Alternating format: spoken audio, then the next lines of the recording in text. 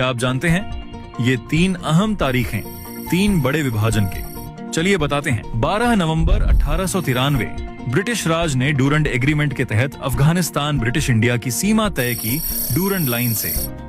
16 अक्टूबर 1905 Lord Curzon ने Bengal partition किया। जबरदस्त विरोध के बाद 12 दिसंबर 1911 को इसे वापस लेने का निर्णय हुआ। 1947 ब्रिटिशों ने भारत को 2 देशों में बांटा। 14 अगस्त 1947 को बना पाकिस्तान, जो 2 पार्ट में था, ईस्ट पाकिस्तान और वेस्ट पाकिस्तान, और 15 अगस्त 1947 को हुआ इंडिया स्वतंत्र। बाद में ईस्ट पाकिस्तान ने वेस्ट पाकिस्तान से आजादी पाई 16 दिसंबर 1971 को और बना बांग्लादेश। दोस्तों, क्या आप जानते हैं मकर रेखा, भूमध्य रेखा और कर्क रेखा को 2 बार काटने वाली नदियां कौन सी हैं?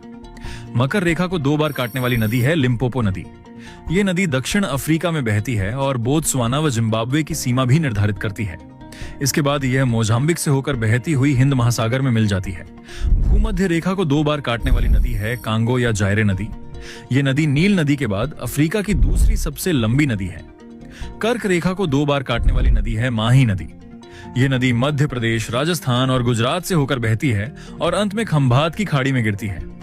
इन तीनों नदियों की खासियत यह है कि ये पृथ्वी की प्रमुख रेखाओं को 2-2 बार पार करती है, जैसे मानो धरती पर अपनी अलग पहचान खींच रही हो।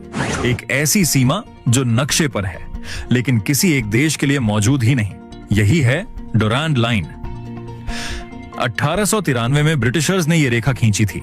अब ये रेखा है अफगानिस्तान और पाकिस्तान के बीच, पर अफगानिस्तान ने आज तक इसे कभी नहीं माना। इस रेखा के दोनों तरफ रहते हैं पश्तून लोग। आज भी यहां होती है फायरिंग, ड्रोन अटैक और झगड़े। 130 साल बाद भी सवाल वही है, क्या ये रेखा कभी मिटेगी या अगला युद्ध यहीं से शुरू होगा? 1970 में इजराइल ने चुपके से न्यूक्लियर बॉम्ब तो बना लिया था, लेकिन अब उसके सामने प्रॉब्लम थी कि इसे टेस्ट कैसे करें, क्योंकि अगर इजराइल का साइज देखे तो ये काफी छोटा देश है।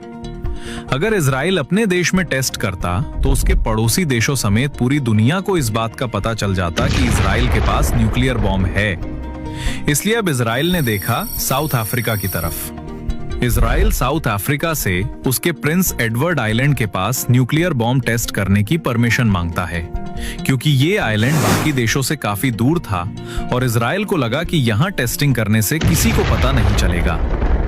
इसके बदले में इजराइल साउथ अफ्रीका को मिसाइल टेक्नोलॉजी देने की डील करता है और 22 सितंबर 1979 को इजराइल अपने न्यूक्लियर बॉम्ब की टेस्टिंग कर देता है।